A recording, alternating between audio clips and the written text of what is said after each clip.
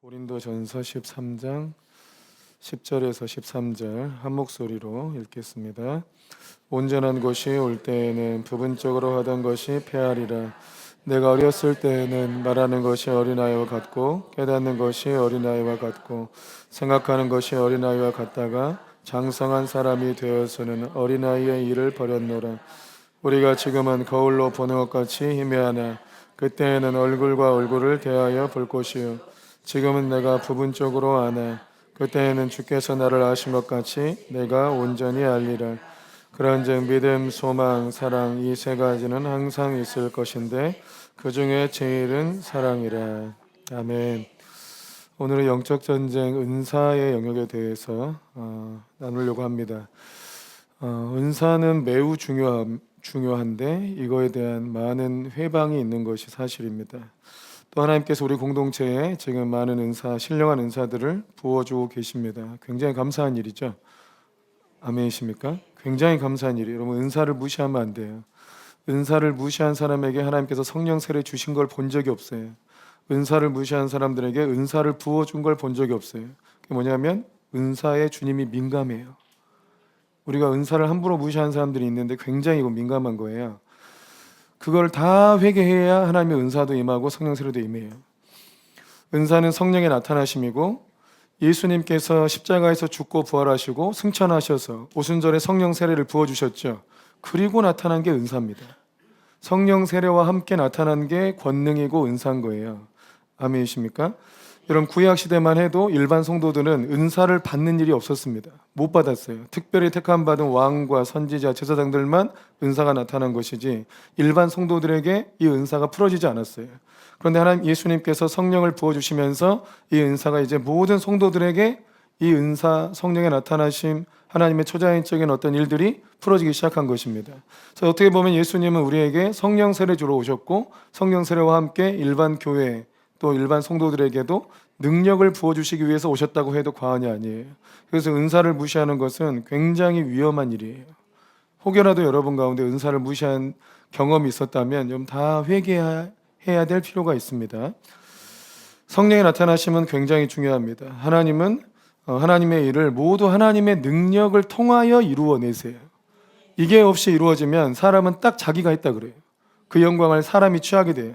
근데 하나님의 능력으로 일이 풀어져야 이건 내가 한 게 아닙니다. 하나님이 하셨습니다 하고 얘기할 수 있게 되는 거예요. 아멘이시죠? 단순히 여러분 말씀을 가르친다, 신학을 공부해가지고 신학적 지식을 전달한다, 여러분 이 지식을 전달하는 것도 성령의 능력으로 하냐 그렇지 않냐에 따라 완전히 다른 겁니다. 여러분 그냥 신학 공부하고 학위 받았다고 그 말씀 듣는다고 구원받는 거 아닙니다. 구원받는다고 자유로워지는 것도 아니에요.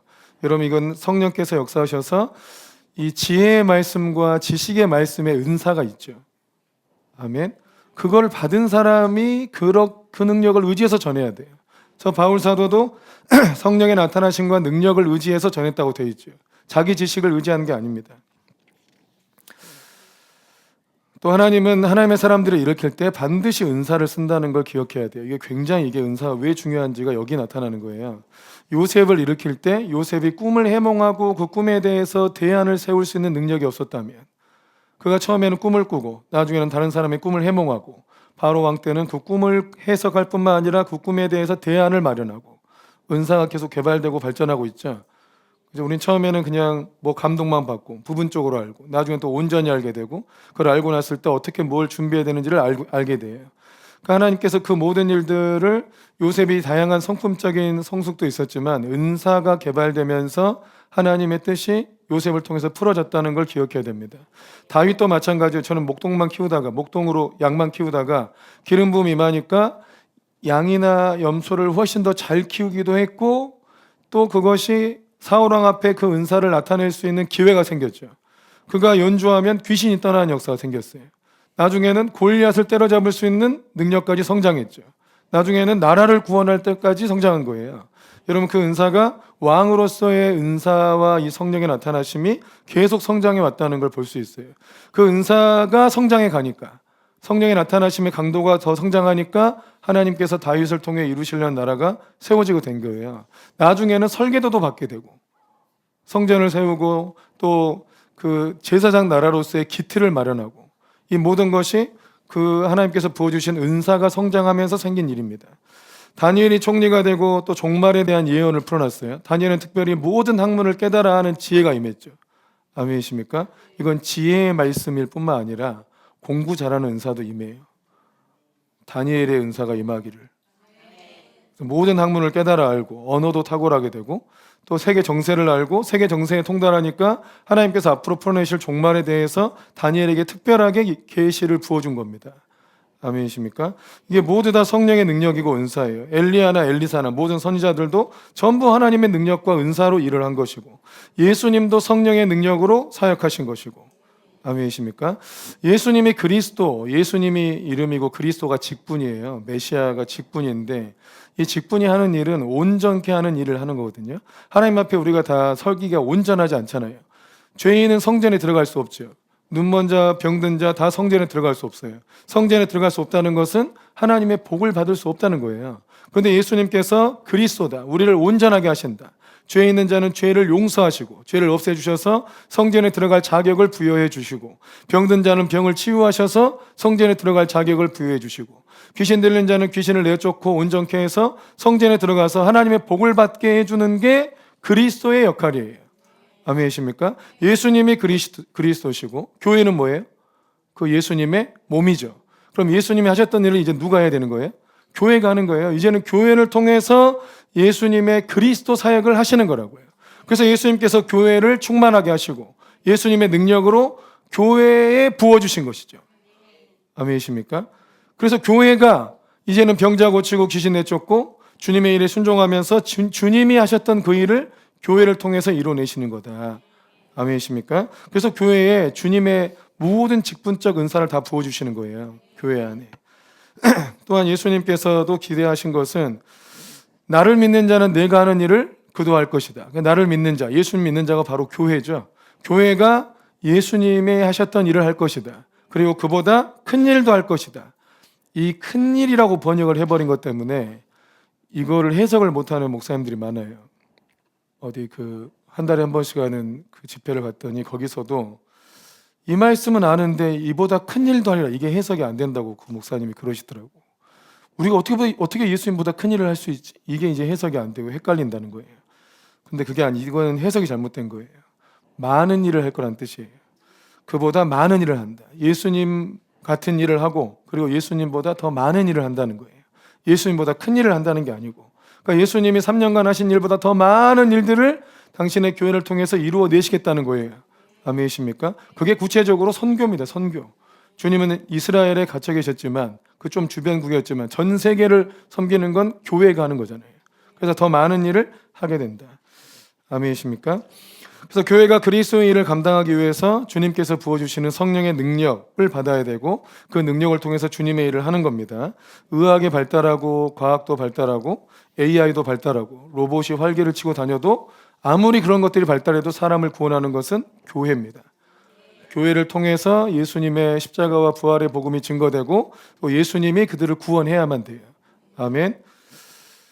하나님께서 사람들을 일으키실 때 모두 성령의 나타나심과 능력이 발현된다는 것을 꼭 기억하십시오. 그래서 주님께서 오늘날 지금 우리에게 하나님의 능력을 부어주시는 것은 우리를 일으키시려고 하시는 것이다. 아멘. 은사를 사모하셔야 돼요. 그런데 이제 은사가 중지됐다고 주장하는 사람들이 많이 있습니다. 신학자들도 많습니다. 우리 교단도 은사가 중지됐다고 되어 있습니다. 그래서 총신대 신학대학원뿐만 아니라 은사 중지를 주장하는 많은 신학교들이 있습니다. 은사 중지론이 아니고 교단의 입장입니다. 그 근거 구절이 뭐냐? 무엇을 근거로 그렇게 주장하는 건지 알아야 되겠잖아요. 그죠? 누가 말한다고 다 믿으면 안 되고 그게 성경적으로 바르게 해석된 건가를 살펴야 돼요. 그들이 주장하는 가장 중요한 근거 구절이 고린도전서 13장 8절에서 10절인데 한번 읽어보겠습니다. 시작. 사랑은 언제까지나 떨어지지 아니하되 예언도 패하고 방언도 그치고 지식도 패하리라.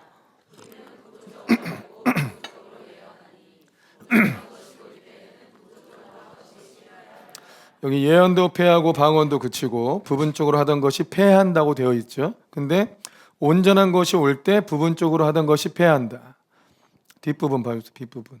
온전한 것이 올 때는 부분적으로 하던 것이 패하게 된다. 그럼 이 온전한 것이 오면 은사는 패해진다 라고 논리가 되죠. 그럼 온전한 것이 무엇이냐라는 걸 해석을 하면 이제 은사가 패해진 것이냐 남은 것이냐 이게 해석이 되는 거죠. 근데 여기서 온전한 것을 뭐라고 해석했냐면 그 은사 중지론자들은 성경 66권이 완성된 때라고 해석을 했어요. 성경 66권이 완성됐기 때문에 부분적으로 하던 예언은 패해진 것이다 라고 얘기했어요. 그럼 성경 66권이 언제 완성됐느냐? 성경 구약 성경은 이미 예수님 시대에도 있었습니다. 그 전에 완성된 거고, 신약 27권이 언제 완성됐냐? 그게 AD 400년 정도, 에베소 공의회에서 성경 66권, 이 66권이 이제 정경이다 하고 결론을 내렸어요. 근데 이 신약 성경을 성경 27권 이 정경으로 인정하게 된 것은 그냥 그때 고른 게 아니에요. 이미 교회 안에서 정경으로 인정되고 있는 책들을 이제는 종합해서 정리합시다 하는 차원에서 이게 정경으로 확립이 된 거예요. 그러니까 이미 교회가 다 쓰고 있었다 이거예요. 근데 정말 이것이 온전한 것이 성경이 완성된 때라고 볼 수 있느냐?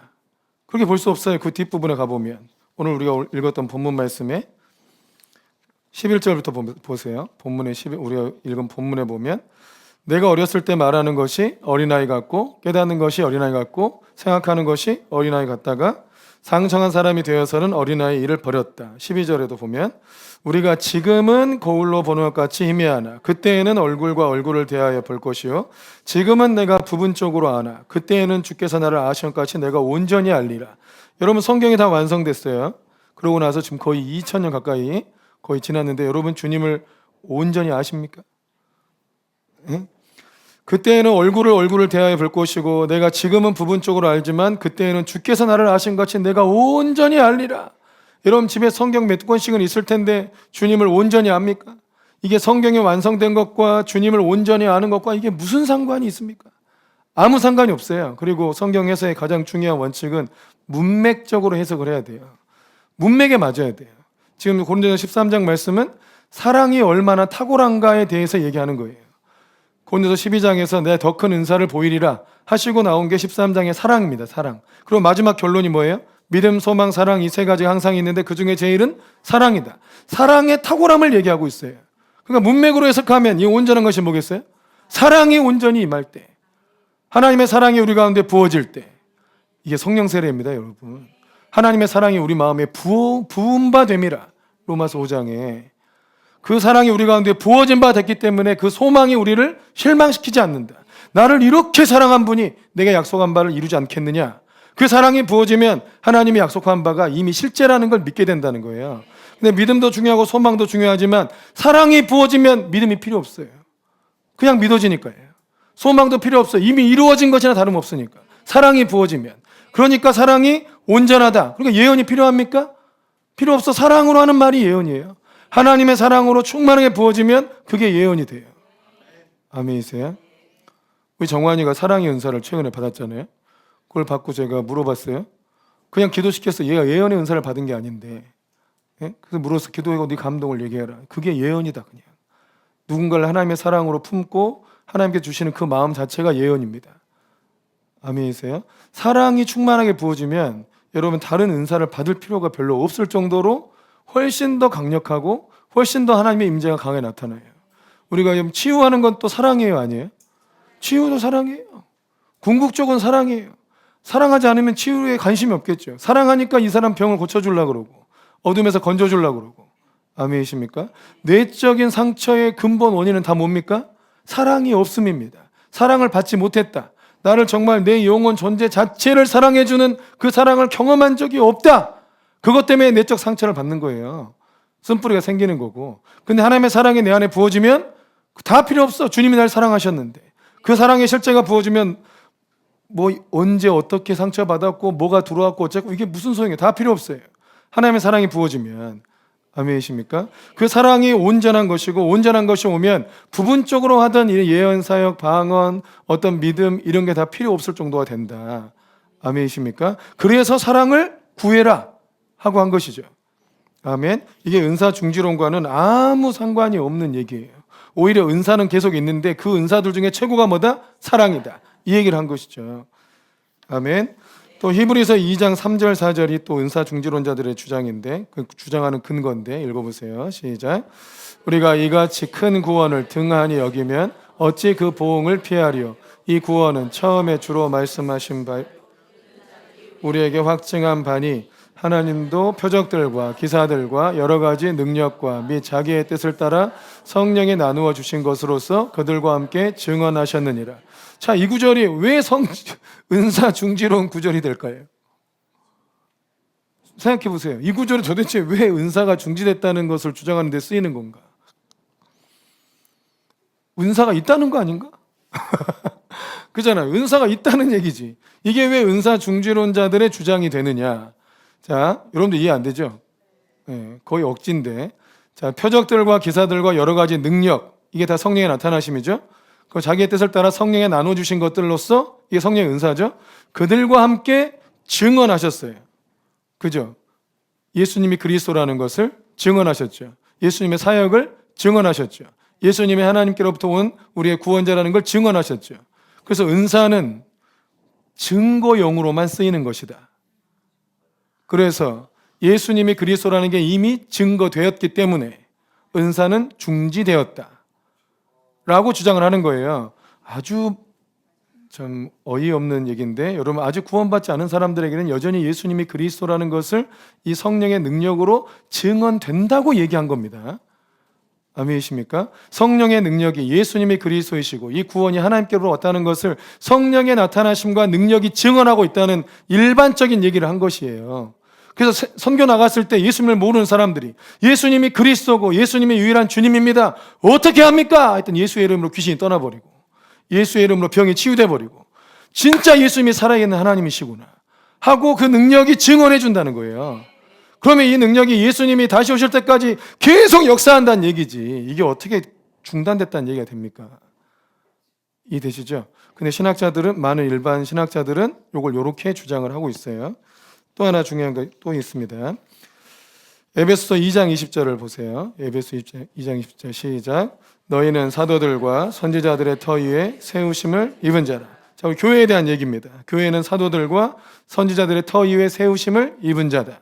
그리고 그리스도 예수께서 친히 모퉁이 돌이 되셨다. 이게 왜 또 은사 중지론의 근거 구절이 될 수 있을 거예요? 여러분 한번 애써 생각해 보세요. 이 구절을 가지고 은사 중지론을 지금 주장하려고 해. 어떻게 주장해야 되겠습니까?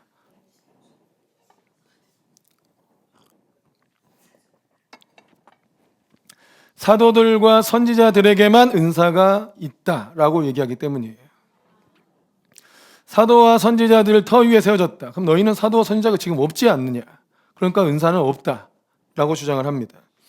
여러분, 은사는 사도와 선지자들에게만 주신 것이 아니고 모든 육체에게 주신다고 돼 있어요. 또 믿는 자들에게는 이런 표적이 따른다고 돼 있죠. 예수님을 믿는 모든 사람에게 이 은사를 주셨다고 돼 있고 성령께서 나타나신다고 돼 있어요. 사도들과 선지자들의 전유물이 아닙니다. 아멘. 근데 왜 저렇게 맞추려고 참 이렇게 억지로 예를 써요.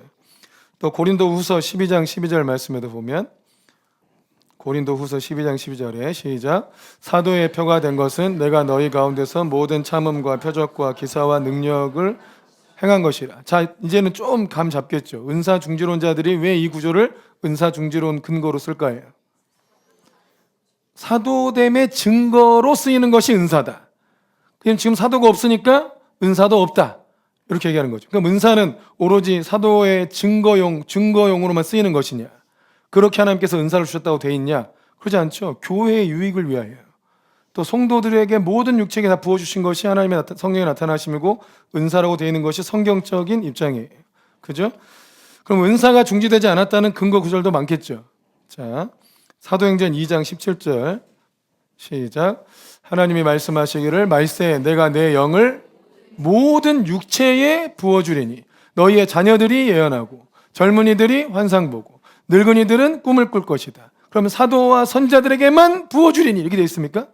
사도들과 선자들만 역사가 나타나리니 이렇게 되어 있나요?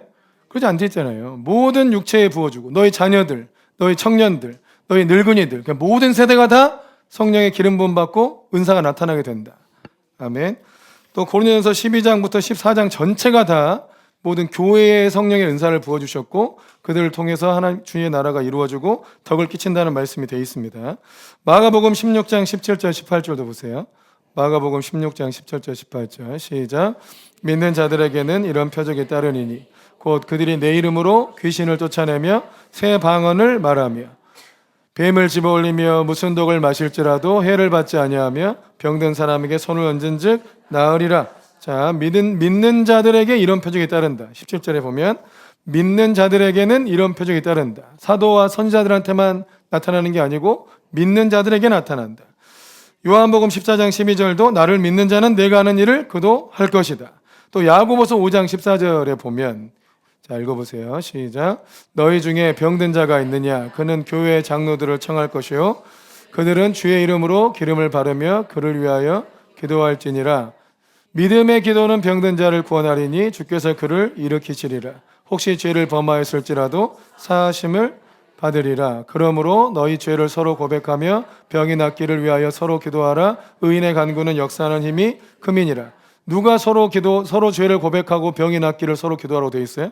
너희가 서로 성도들 너희가 서로 병 낫기를 위해서 기도하라. 아멘이십니까? 아멘. 은사가 끝났습니까? 끝나지 않았죠. 로마서 11장 29절에 결정적으로 하나님의 은사와 부르심에 후회하심이 없어요. 주께서 성령의 나타나심을 잠깐 부어주고 끝냈을까요?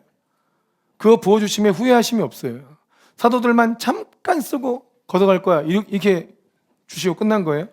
이렇게 말하는 사람들의 논리가 얼마나 어이가 없냐고요. 여러분, 은사는 중지된 게 아니고 오히려 더 크게 활성화되고 주님 오시기 전까지 더 활성화될 것이고 또 여러분 주님의 일을 하면 할수록 그 은사는 더 강하게 나타날 것이고 아멘이십니까? 또 여러분 교회는 그 은사와 능력이 없이는 일어나지 않아요. 여러분 주께서 왜 할 일 없어서 그 은사를 주시기 위해서 십자가에서 죽으셨겠습니까? 여러분 교회를 일으키시기 위해서예요. 그 권능이 없이는 교회가 일어나지 않는다고요. 아멘이시죠? 우리의 삶을 일으키시는 것도 그 능력이 아니면 안 돼요. 아멘이시죠? 우리가 예수님을 믿고 기도 많이 하고 말씀 열심히 읽고 주의 말씀에 순종하는 것은 하나님의 능력이 우리 가운데 임하게 되기를 사모하기 때문이잖아요. 그러니까 우리의 기본적인 믿음의 성향과도 맞지 않아. 아멘이십니까? 자, 은사 중지론은 근거도 없이 성경 구절을 바탕으로 자기 주장하는 것과 다름이 없어요.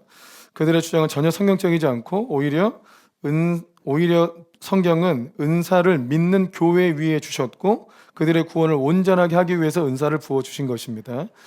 근데 은사주의 운동에 폐단들이 많기 때문에 은사를 인정하고 은사를 사용하는 교회들이 여러 가지 폐단들이 나타나기 때문에 그 폐단 때문에 은사를 거부하는 경향이 많습니다. 그러다 보니까 오히려 은사 중지론을 이 말도 안 되고 논리도 맞지 않는 이 근거를 취하는 경우가 많아요. 은사주의 운동의 폐단들이 뭐냐? 이걸 조심해야 돼요, 우리도. 첫 번째가 뭐냐면 성경을 잘 읽지 않고 무시한다는 거예요. 성경을 무시하고 신비적인 현상만 따르려고 하는 경향이 있어요. 이게 계속 뭐 이렇게 불 받고 기도하다 보면 불이 막 뜨겁고 막 진동이 오지 않으면 기도를 안 한 것 같은 느낌이 들어. 막 불을 짓고 막 진동 오고 막 이렇게 한번 이렇게 해야 좀 기도를 좀 이렇게 내가 좀 했다. 내 기도가 좀 상달되는 것 같다. 이런 느낌을 좀 이렇게 갖는 사람들이 없지 않아 있어요. 그래서 여러분 기도를 다양하게 배울 필요가 있어요. 여러분 부르짖는 기도도 있지만 침묵하는 기도도 있고요. 깊이 묵상하는 기도도 있어요. 그냥 잠자듯 기도하는 것도 있어요. 다양하게 다 할 줄 알면 돼. 너희는 너무 부르짖고 시끄럽더라. 우리 묵상도 많이 한다. 부르짖는 사람은 여러분 부르짖기만 돼요? 힘들어서 못해요. 힘들어. 몸이 힘들다고요. 우리가 그 시온성교회에 막 성령사역을 막 이렇게 섬겨주고 전달해줬더니 그 선교사님들이 하기 힘들어한 이유가 있었어요. 그거 뭐냐면 너무 힘들다는 거예요. 기도를 해주고 하는 게 너무 힘들대. 어떻게 이렇게 힘든 사역을 이렇게 몇 시간씩 그렇게 자주 하냐고 우리한테 물어보시더라고. 너무 힘들어서 못하겠다고. 본인들도 몇 시간씩 기도를 해야 되고 다른 사람 기도해 줄 때 힘들어요, 안 들어요? 엄청 힘들어요. 너무 힘드니까 사역하기 힘들다는 거예요. 자기들 몸이 약하기 때문에. 부르짖는 기도만 계속 하지 못해요. 또 실제로 전에 교회에 있을 때도 그 교회가 되게 부르짖는 기도를 이제 잘 인도하는 형태였어. 근데 다른 교회 목사님들이 왜 그렇게 부르짖냐? 뭐 주님이 부르짖어야만 역사하시냐? 하고 막 핀잔을 서로 주는 거야, 서로. 조용히 좀 하라고. 근데 여러분, 부르짖는 기도가 유익이 있으니까 하는 거죠. 가만히 있다가 불 받는 경우가 많습니까? 부르짖다 불 받는 경우가 많습니까? 부르짖다 불 받는 경우가 훨씬 많아요. 부르짖다가 우리 심령도 치유되고 회복되고 능력도 받는 경우가 훨씬 많아. 그러니까 부르짖게 하는 건데, 모르는 사람들이 또 혹은 또 이렇게 시끄럽다고 막 뭐라 하는 경우가 있어요. 그래서 그때 그 교회 담임 목사님은 뭐라고 하셨냐면, 참 겸손하게 잘 푸신 것 같아요. 우리는 교회 세운 지 얼마 안 돼가지고 애들이 시끄럽지 않냐 원래. 그래서 많이 울고 하는 거다. 부르짖고 하는 거다. 성숙하시니까 별일 울 일 없으시니까 그냥 그러신 거고, 우리는 아직 어려가지고 울 일이 많아서 부르짖는다고. 이거 논쟁하려고 그러면 한도 끝도 없으니까 논쟁한다고 설득되는 것도 아니고요. 여러분, 부르짖는 것 또 하나는 봐보세요. 자기 문제가 너무 주 앞에 절박하면 부르짖게 돼요. 또 하나는 다른 사람의 상태가 너무 안타까워도 부르짖게 돼요. 또 여러분, 성령님은 부르짖어요, 안 부르짖어요? 말할 수 없는 탄식으로 우리 위해서 간구한다고 돼 있잖아요. 그걸 묵상하면서 하실까요? 말할 수 없는 탄식을 하는데 묵상이 돼요? 탄식 자체가 소리가 난다는 거 아니에요? 그렇게 기도하시는 분인데 잠잠히 기도가 돼요? 안 돼요, 여러분. 그러니까 다른 영혼들을 구원을 위해서, 저 영혼 저렇게 살다가 지옥 갈 게 뻔한데 그 영혼을 위해서 중보하고 막 기도하다 보면 탄식이 나와요. 안 그럽니까? 그러니까 왜 잠잠히 기도만 하는 걸까? 여러분, 정말 다른 사람에게 관심이 있는 걸까? 그 영혼의 구원을 위해서 기도는 하는 걸까? 좀 돌아올 필요가 있죠. 또 부르짖는 기도가 시끄럽긴 하죠. 민원도 들어오고, 예? 민원도 들어오고 뭐 시끄럽긴 한데, 여러분, 영혼 구원하는 게 중요해요? 우리가 민원 받는 게 더 중요해요? 민원 안 받는 게 중요해요? 영혼 구원하는 게 더 중요해요. 네? 이 나라에 뭔가 하나님 나라 일을 하는 사람들은 법적인 제재를 받아가면서 각오하고 하는 경우가 많아요.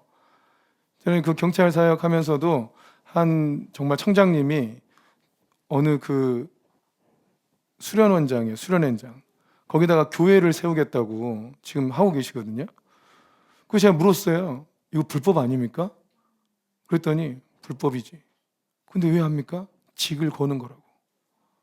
자기의 직을, 여러분, 그거 잘못해서 걸리면 그 연금도 안 나옵니다. 다 끊어집니다. 근데 내 직을 걸고 여기 교회를 세우겠다. 하나 세워놓으면 누가 이거 뭐 다시 파괴합니까? 못해요. 경찰청에도, 서울경찰청에도 교회가 있어요. 일반 교회입니다. 근데 수요일날 경찰들이 쓰는 거예요. 그렇게 교회가 있어요. 선례가 있잖아요. 그러니까 누가 해놓으면 여기도 있는데 어쩔 거냐? 싸울 수 있는 거예요, 이거를. 직을 걸고 교회를 세운대요. 그래서 와, 진짜 멋진 분들이 많구나. 우리 막 법 아래 막 숨어가지고 이러고 있는데 직을 걸고 주의 일을 해버리는 거예요. 그렇게도 주의 일을 하는데, 성경, 근데 이제 문제는, 그러니까 부르짖는다고 뭐 문제냐? 이거 여러분, 밖에 나가서 우리가 이렇게 버스킹을 해요. 버스킹 할 때 거기서 누가 시에서 제재하지 않냐 어쩌냐 이렇게 막 말이 나오기도 하고, 누가 민원 넣을 수도 있겠죠. 그럼 민원 넣기 전까지 해라 그냥. 그래서 그 지역의 어두명을 내쫓아줘라. 뭐 그 민원 들어온다고 무서워서 쩔쩔매고 앉았냐? 뭐 벌금 내는 것도 아닌데. 한 번 와서 민원, 네 죄송합니다, 또 해도 또 그렇게 와요. 벌금 내는 것도 아니고 뭘 그걸 쫄아가지고 있냐, 그냥 해버리면 되지. 그랬더니 어젠 그렇게 했다더라고. 그랬더니 전투기들이 오셔가지고 이렇게 하트도 그려주시고, 하필 그 수원에 에어쇼 하는 시간이었나 봐요. 은사운동의 폐단 중에 하나가 성경을 무시한다는 건데, 남아공은 진짜 성경을 무시해. 거기 있는 목사들이 꿈꾸고 해몽하고 이런 것밖에 안 해요. 그리고 성경 자체가 없어요. 성경 볼 필요 없다고 얘기해요. 여러분, 제대로 된 은사 사역을 하는 사람들이 누가 성경을 무시합니까? 오히려 하나님의 성령 세례를 받으면 말씀을 더 잘 믿게 되고, 말씀 안에 있는 비밀을 더 알려고 그러고, 말씀 연구를 더 깊이 하려고 그러지. 이건 성경을 무시한다? 이 자체가 잘못된 거예요. 근데 은사 사역하는 사람들이 전부 그런 게 아닙니다. 아멘이십니까? 우리도 여러분, 괜히 그런 말 들을 수 있으니까 성경을 더 열심히 연구하세요. 하나님의 말씀을 더 깊이 보세요. 은사주의 사역자들이 성경 연구에 연약하고 신학이 얕다는 비판들이 늘 있어 왔어요. 그러니까 순복음 교회가 은사 운동을 할 때 신학이 약하다는 비판을 장로교나 딴 데서 많이 받았어요. 그런데 그래서 많이 신학적 발전이 많이 있어 왔어요. 좀 잘못된 게 있었어요, 실제로. 근데 그러니까 오히려 더 성경을 열심히 연구하려고 해야 돼요. 또 영적인 권위를 남용하는 경향이 있어요. 은사가 너무 강하게 나타나면 성도들이 그냥 목사님 말씀에 너무 떠받들고 그냥 목사님 모든 걸 다 챙겨주고 능력 있는 사역자니까 막 이렇게 하는 경향이 없지 않아 생겨요. 목사님뿐만 아니라 뭔가 은사가 강한 분이 나타나면 너무 섬겨. 종처럼 섬겨. 여러분 그거를 즐거워하는 목사라면 따르지 마세요. 자기를 높이고 막 자꾸 막 떠받들고 자기 밑에 종이 되려고 하는 그거를 즐거워하는 게 여러분 그리스도의 마음입니까? 주님은 모든 사람의 종이 돼야 네가 크다 그랬는데 이미 너무 사람들이 전부 내 종이 돼가지고 나를 막 섬기고 있는데 그게 막 목회 이 맛으로 하는 거지 막 이렇게 생각하면 여러분 그게 정상적인 종이에요? 문제가 심각한 종이 변질된 종이에요. 그걸 따르면 안 돼 절대로. 실제로 은사가 좀 강해가지고 뭐 땅 사는데 도와줘, 내가 뭐 해줘, 내가 감동받고 이 땅 사라 했더니 이 땅에 엄청 튀었잖아. 또 내가 이 집 사라 했더니 엄청 또 뛰었잖아. 또 뭐 했더니 엄청 내가 다 감동받고 해준 거야. 그랬더니 그 은혜 받은 사람들이 밑에서 진짜 종처럼 섬기더라고. 야 목사님이 감동받고 우리가 그거 하면 진짜 떼돈 번다고. 실제로 봐서 실제로요. 여러분 그 위험하게 짝이 없어요. 그럼 그게 복이 되냐? 복도 안 돼요. 근데 또 교단적으로도 그런 교회가 있어요. 제가 전에 들었던 중에 순복음 교단에서 어떤 권위라고 하는 것이 영적 권위라고 하는 것이 좀 이렇게 우리나라 문화에서 좀 이상하게 변질된 게 있어요. 부흥회를 가셔가지고 담임 목사님 같이 식사를 했을 때는 그 담임 목사님이 굉장히 겸손히 친절히 잘 섬겨주시더래요. 근데 이제 막상 이제 예배를 인도하려고 강단에 올라가니까 인사를 하실 때 손을 딱 펴고 이렇게 인사를 하더라는 거예요. 담임 목사님이. 그래서 굉장히 기분이 안 좋았대요. 아니 일반 사적인 자리에서는 그렇게 잘 섬겨주더니 왜 성도들 많이 있고 그 자리에서 이렇게 강단을 이제 설교하시겠습니다 할 때 인사 잘하고 이렇게 하면 되잖아요. 그래서 딱 허리를 빳빳이 세우고 이렇게 인사를 하더라는 거예요. 그래서 끝나고 나서 좀 기분이 나쁘니까 도대체 사적인 자리에서 이렇게 예의 있고 겸손하게 잘하시는 분이 왜 거기 앞에서는 그렇게 좀 무례하게 하시냐. 그랬더니 그게 순복음의 영적 권위의 상징이래요. 담임 목사가 누구한테 고개 숙이면 안 되는 거예요. 이상하게 변질됐죠. 예? 여러분 영적 권위가 있다 해서 허리가 빳빳해지고 목이 빳빳해지는 게 권위입니까? 실제로 어떤 그 전에 있던 교회 장로님, 그 장로님이 진짜 많이 마음이 높았어요. 장로님이 김 목사 위해서 기도하고 있어 이런 분 있잖아요.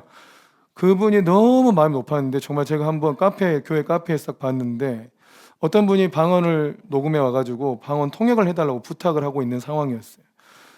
세상에 나는 정말 사람이 그렇게 하는지 몰랐어요. 난 진짜 완전히 카페 의자에 진짜 거들먹거리도 앉아가지고 장로님이 말이야 이게 그것도 나이 든 권사님이에요. 권사님한테 아주 하대하면서 내가 신령해가지고 이런 거 다 이렇게 따라하기도 어렵네. 아무튼 그렇게 나는 야 사람이 은사 받고 이러면 교만해지기도 한다더니 세상에 사람이 저렇게 되기도 하는가. 와 신기하고 놀랍더라고. 그래서 근데 또 거기에 왜 고개를 조아리는 인간들이 있을까? 그게 하나님의 종의 모습입니까? 그렇게 거들먹거리고 막 이러고 막 또 자기는 장로님이고 목사는 목사야 그냥. 예? 자기는 장로님을 꼭 붙여. 영적 권위를 너무 이상하게 하는 분들이 있어요. 여러분 심각해요. 난 지옥 갈 것 같아 그 사람들은. 예? 정말 기회 되면 나이를 좀 더 먹으면 확실히 얘기해 주고 싶어요. 그러다 지옥 간다 당신. 어디 주님이 교만한 자를 사랑한 적이 있냐. 교만한 자에겐 심판이 임하지. 어쩌자고 이렇게 사는 건가. 영적 권위가 남용돼. 여러분 이거는 은사주의 운동을 하는 사람이든 아니든 다 나타날 수 있는 일이에요. 여러분 제자 훈련하면 겸손해집니까? 지적 교만도 상당합니다. 제자 훈련하고 뭐 배웠다고 말씀한다고 해가지고 주님 의지하자고 막 자기 생각대로 하는 사람도 엄청나게 많아요. 그건 교만 아닙니까? 그것도 교만이거든요. 또 하나는 기도 만능주의가 있어요. 다 기도하면 돼. 남편이 열받아가지고 있는데 그냥 기도만 열심히 하면 남편 바뀌어. 마귀 새끼 바꿔달라고 막 기도하고 기도만 많이 하면 되냐? 여러분이 그냥 순종하면 돼요. 남편 말에 순종하면 돼.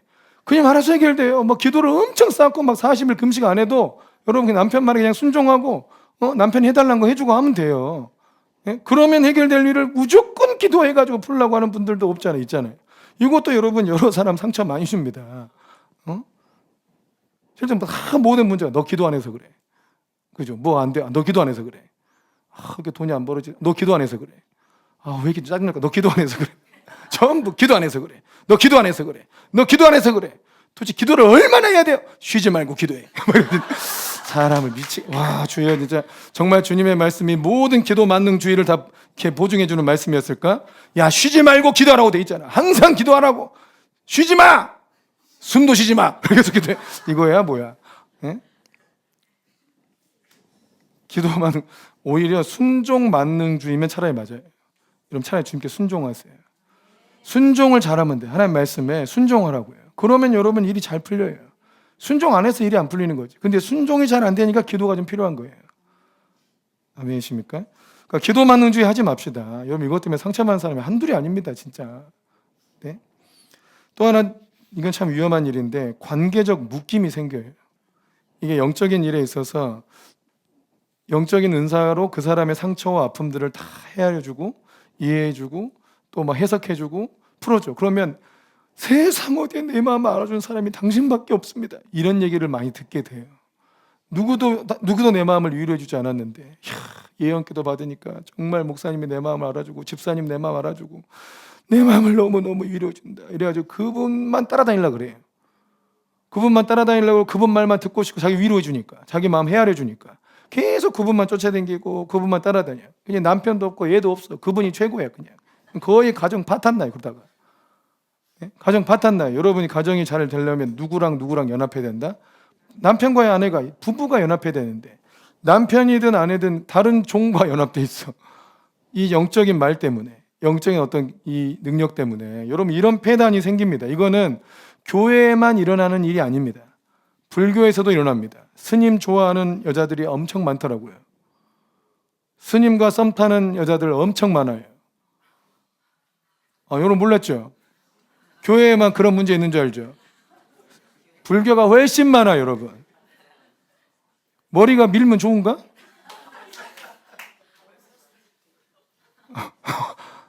결혼에 고픈 남성들이요. 머리를 한번 밀어봐.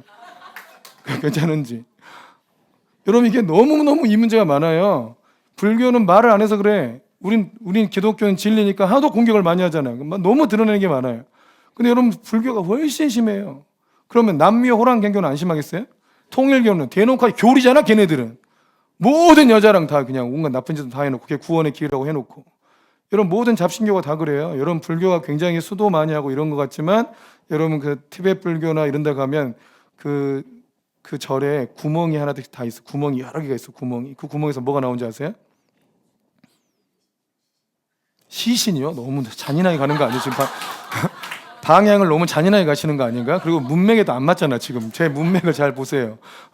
문맥을 따라 생각해 보면 그 굴에 뭐가 있을 것 같아요? 네, 여자들이 나옵니다. 여자들이 나옵니다. 여러분 불교가 깨끗한 것 같죠? 안 그래요. 여러분 이방 종교가 전부 다 이렇게 성적인 연합을 통해서 카타르시스를 느끼게 하고 그거를 구원의 감격이라고 생각하게 만들어요. 불교는 안 그러겠어요? 불교도 그럽니다. 그래서 굴 옆에 성 이렇게 보면 굴이 있어. 굴이 다. 그 굴에서 정말 여자들이 나와서 사람 잡아가요. 남자 잡아가죠. 유혹한다고요. 또 너무 그대로 꼬셔서 유혹한다고요. 주님만 알아가지고 진짜 뭐 대화가 안 되네. 오직 주님만 하셔가지고 이게 관계적 묶임이에요. 근데 문제는요, 이들이 가정이 있으면서도 그런 일을 한다는 거예요. 그리고 그거를 구원의 길로 이해해요. 이게 심각해. 그러니까 가정이 파괴되죠. 여러분 이게 기사 나오는 거는 여러분 그냥 진짜 많이 정화돼서 나오는 거고 실제는 안에는 진짜 더럽게 이루 말할 수 없어요. 근데 교회가 그럽니까? 교회는 좀 문제가 생기면 교회에 너무 봉사를 많이 하거나 집 아물고 너무 밖에다 많이 퍼주거나 이런 분들 때문에 좀 야, 나도 먹어보지 않은 걸 막 갖다 주면 되냐, 막 이런 일이 좀 생기는 거지만, 근데 또 교회 안에서도 너무 은사에 너무 의존하는 경향이 생겨요. 이거는 지도를 잘 못 받았기 때문이에요. 여러분, 그러는 순간 주님은 그 예언이 자꾸 틀리게 합니다. 잘 생각하세요. 내가 그 사람한테 너무 맹신하고 있다, 그러면 그 예언이 자꾸 틀리게 해줘요. 제가 경험해봐서 알 거 아닙니까? 우리 교회는 저를 완전히 의존하는 일이 없었습니까? 있었죠. 근데 그때마다 관계를 틀어지게 하는 일들이 생겨요. 그럼 제 마음에, 아, 주님, 진짜 전부 저를 완전히 신뢰하고 있는데 왜 주여 이런 일이 자꾸 생기게 합니까? 문제는 뭐냐면 너를 너무 의존하게 돼서는 안 된다. 여러분, 이게 성령께서 이끄시는 방향이에요. 저는 제 마음에는 온전히 하는 말씀대로 인도해주고 싶죠. 근데 여러분, 교육상 그게 안 좋아요. 저희 청년들 처음에 교회 개척했을 때 청년들이 모였을 때 그 청년 중에 한 제자가 그랬어요. 목사님, 난 목사님 없으면 아무것도 못할 것 같아요. 이렇게 얘기했어요. 그게 무슨 얘기냐. 제가 그렇게 만들려고도 하지 않았는데 은사나 능력이 많이 풀어지고 또 예언해 주는 게 너무 잘 맞고 그들의 문제를 다 풀어주니까 자기가 기도해봐야, 기도받고 받은 마음으로 해봐야 안 되고 틀리고, 그냥 목사님한테 물어보고 감동받고 하면 다 잘 풀리니까 자기가 기도하는 것에 대한 신뢰가 없어요. 내가 감동받았는데 이게 맞나? 잘 모르겠어요. 그냥 저한테 물어봐. 그럼 알려줘요. 그럼 그대로 하면 잘 풀려. 그러니까 자기가 기도할 필요가 없다는 생각이 들어요. 그래서 한번 와가지고 저한테 그래요. 저 목사님 없으면 아무것도 못할 것 같다고. 그게 무슨 소리야. 절대 그렇게 하지 말고 나는 성령님과 교제하고 성령님과 음성 듣고 주님의 뜻을 따라가라고 교육을 시키는데 내가 없으면 아무것도 못한다는 게 무슨 소리냐 이게. 제가 어떻게든 실수하지 않고 실패하지 않고 상처받지 않게 하려고 전부 다 개입한 게 오히려 이들의 교육을 망친 거예요. 그래서 이들이 그랬어요. 그럼 자기가 저한테 묻지 않고 자기가 기도하고 결정을 다 해보겠대요. 잘 생각했다 그랬어요. 그렇게 하라고. 10번 정도 분별해야 될 일이 생겼는데 정말 놀랍게 10번을 다 틀리더라고. 그러면 제가 교육을 잘못한 거죠. 그거는 10번을 분별하는데 10번을 다 틀렸어요. 그 10번 다 틀리고 와가지고 한 거예요. 정말 자기가 기도해서 자기 나름대로 기도하고 응답받는다고 했는데 다 틀렸다. 다 틀렸다는 건 자기도 알았어. 일이 안 풀어졌으니까. 제가 거기다 해놓고 거봐, 내 말 들어야 돼, 이렇게 했겠어요? 그러면 큰일 나죠 또. 그런 자기는 자기가 기도하고 응답받고 자기가 틀려서 좋대요. 기분이 자유롭다는 거예요. 여러분, 우리가 추구하는 건 그거예요. 아멘이십니까? 음성 듣고 잘못했을 수도 있어요.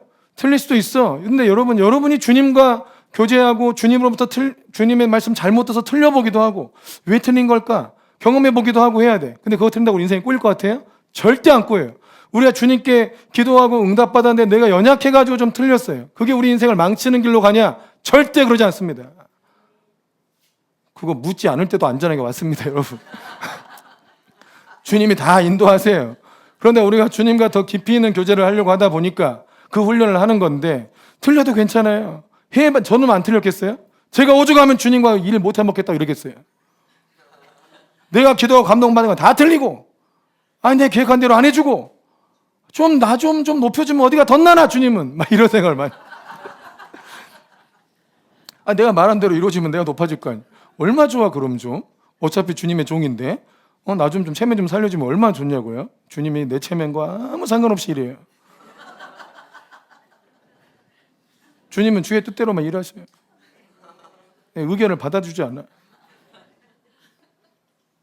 그런 일이 얼마나 많은. 제가 미국 유학 간다고 목포 사랑의 교회에서 사임하고 왔잖아요.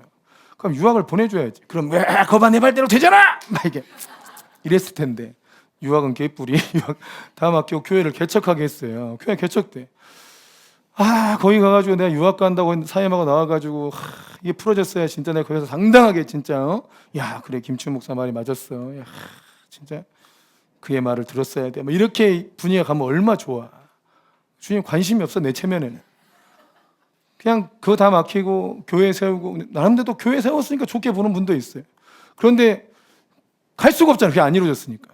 근데 하나님께서 이걸 어떻게 갚아주셨냐면 주님은 우리가 예언한 거 틀린다 하더라도 주님의 선하심을 이제 말씀드리려고 하는 거예요. 1년쯤 지났을 때 그 담임 목사님이 그 행복목회 컨퍼런스를 할 때 찬양 인도하라고 내려오라 하셨어요. 그 찬양 인도를 할 때 은혜가 엄청 부어진 거예요. 목사님들과 이렇게 사모님들 또 성도들 한 400~500명 모였을 때 찬양인도 했는데 엄청 은혜가 부어진 거예요. 그러니까 거기에 있던 성도들이 목사님 유학 간다더니 교회 개척했다더라, 말씀이 안 이루어졌냐 어쨌든 이랬다가 여전히 그 능력이 충만하게 있잖아요. 그리고 이제 제가 부목사로 있을 때 사역했을 때보다 훨씬 더 이렇게 더 크게 보였나 봐요. 그때 한 집사님이 한 얘기가, 야, 이제 여기 있을 때도 대단했는데 나가서 교회 개척하셨다더니 진짜 너무 큰 사람이 돼버린 것 같다고. 그렇게 하면서 주님이 거기 모든 논란을 다 잠재워 주셨어요. 하나님은 선한 분이세요. 여러분, 틀려도 괜찮습니다. 좀 실수해도 괜찮습니다. 그 실수하면 너는 나를 못 따라와, 이런 분이 아닙니다. 우리가 잘 모르니까 우리에게 함께 하시고 역사하시고 선한 길로 이끌어 주시고 합니다. 또 어쩔 때는 실수한 게 더 은혜가 되기도 합니다. 아멘이십니까? 그러니까 묶이지 마세요. 그러니까 내가 실수 안 하려고, 잘못하지 않으려고 이 사람한테 묶이고 이 사람 말한 대로 되고 이렇게 할 필요가 없다 이거예요. 저는 그래도 하나님의 종이고 여러분을 섬기는 입장에 있으니까 뭔가 감동이 오면 전해져야 될 책임은 있죠. 뭘 알려줄 책임도 있고. 요즘은 제가 거의 웬만하면 감동받아도 별로 개입을 안 하는 편이에요. 전체적으로만 선포하고 받을 분 받아라 이렇게 하는 편이에요. 개인적으로 물어봐도 많이 대답을 안 해줘요. 알아도 기도해 보세요 이렇게 얘기하는 거고, 스스로 길을 찾도록 하는 게 더 중요한 것 같아요. 근데 그래서 여러분 이렇게 얘기하니까 제가 여러분의 모든 문제의 답을 다 알고 있을 거라고 착각하면 안 돼. 몰라 잘. 알려줄 때만 아는 거지. 아멘. 또 어디 가서 우리 목사님은 다 아는데 얘기 안 해준다고. 이 거짓말이 그게. 어디 가서 그런 소리 하지 말아요 진짜로. 또 하나는 이단과 사이비로 발전할 가능성이 있어요. 실제로 이 성령 운동으로 이단된 초대교회 몬타니우스파가 있었어요. 그것 때문에 이 성령 운동을 많이 방해하고 이제 제한한 게 많아요 실제로. 그들이 이제 모양도 비슷해, 패턴이 다 비슷해. 남자가 하나 있고 여자 선지자라고 불리는 두 사람이 따라다녀. 그래서 막 예언해주고 막 이렇게 만드는 거예요 구조를. 위험합니다. 왜 위험하냐? 이들은 자기들이 받은 감동이 성경보다 더 위에 있다고 생각하는 경향이 높습니다. 여러분, 성경이 그냥 진리고, 여러분 성경에 나오죠. 베드로 후서에 보면 베드로, 요한, 야고보 셋 데리고 변화산 가서 주님의 변화된 그 놀라운 광경을 봤잖아요. 그리고 그때 하나의 음성을 들었죠. 그때 베드로가 뭐라 했냐면, 우리는 그 큰 영광을 직접 본 사람들이다. 주님의 육체가 신령하게 변해가지고 모세와 엘리야와 대화 나누고 막 이런 신비한 역사를 내가 직접 본 사람들이다. 그러나 그보다 더 확실한 예언이 있으니 그게 바로 성경이다 라고 베드로 사도가 얘기한 거예요. 여러분, 성경의 계시가 제일 확실한 예언이에요. 여러분, 이런 환상은 지가 해석하기 나름이 될 때가 많아. 하나님은 너 낮아져라 라고 얘기하고 환상을 줬는데, 이거 내가 최고란 뜻인 것 같은데? 이렇게 반응한 사람도 있어. 여러분, 우리나라에서도 성령운동을 크게 했던 사람 중에 그 환상을 보고 이단된 사람이 있어요. 그가 자기가 이렇게 딱 서 있었어요. 자기 몸이 댕강 날아가더래요. 그리고 그 얼굴에 자기 그 목이 날아가고 거기 예수님의 얼굴이 딱 입혀지더래. 그게 무슨 뜻일까요? 그게 자기가 예수라는 뜻이야. 그리고 자기가 예수라고 해석하고 내가 곧 예수다, 내 말을 들어야 된다, 이렇게 하다가 완전 이단으로 빠집니다. 원래는 이단이 아니었어요. 근데 그 환상 보고 그렇게 받아들인 거예요. 예? 완전 이단으로 빠져요. 잘못 환상을, 근데 그걸 주의하라고 해석을 해야지. 너 그러다 네가 지금 예수 노릇하고 앉았냐? 정신 차려, 회개해. 이렇게 해석하는 게 맞죠. 예? 내가 지금 완전히 지금 예수님 노릇하고 있구나. 내가 지금 예수님 받으실 영광을 내가 지금 받고 있구나. 회개해야 되겠구나. 이렇게 해석해야 맞아요. 그런데 마음이 교만하니까 내가 예수구나. 정신 나간 짓을 하는 거예요. 지가 유대인이요? 예수님은 유대인인데? 그러니까 이단과 사입으로 발전할 가능성이 있어요. 이건 뭐냐? 성경의 권위를 인정하지 않기 때문이에요. 그리고 겸손하지 않기 때문입니다. 성경은 예수님의 마음을 가져라, 예수님의 태도를 가져라. 그는 온유하고 겸손하시다. 우리가 성령 안에서 제대로 그 길을 가고 있다면 더 겸손해지고 더 온유해지고 더 성경 말씀에 순종 잘하고. 아멘이십니까? 이렇게 흘러가는 게 당연한 얘기고, 여러분 누구한테 좀 묶이지 마세요. 아멘. 사람과 사람이 묶이는 게 이게 종된 관계가 되는 겁니다. 주님은 모든 종된 관계에서 우리를 구원하신 하나님이신데 여러분 스스로 왜 종이 되려고 하냔 말이에요. 아멘. 또 자유로운 존재가 되면 책임을 져야 돼. 이 책임이 부담스러우니까 자꾸 종이 되려고 하는 경향이 있어요. 책임을 지지 않으면 여러분 성장하지 못해요. 절대로. 성도님들도 자기가 책임지는 사역들을 감당하지 않으면 성장하지 못해요. 하나님의 부르심 앞에 자기가 책임지고 따라가야 돼. 그게 자기 믿음으로. 아멘이십니까? 어떨 때는 여러분이 저보다 믿음이 좋죠. 그래서 저는 여러분 존경하는 분들이 많아. 좀 대단하시다. 어떻게 이걸 풀어냈냐? 믿음으로. 제 마음에 정말 존경심이 일어요. 저는 못할 것 같은데. 자신의 믿음으로 주 앞에 순종하는 것이 얼마나 멋져요. 아멘. 종되지 맙시다. 저의 종이 되려고 해서도 안 되고 서로의 종이 돼도 안 돼요. 서로가 순종한다는 의미로 내 종이 되겠다 이런 건 괜찮은데. 아멘. 은사는 지금도 있습니다. 그 은사는 우리를 일으키는 하나님의 방법입니다. 굉장히 귀한 은혜입니다. 그러나 잘못될 수 있으니까 조심해야 돼요. 은사도 중요한데 성경이 더 중요하다. 성경 말씀에 순종하고 하나님께서 이끄신 대로 성령의 능력으로 사역하는 것이 우리의 중요한 방향이라는 것을 잊지 마시길 바랍니다. 아멘.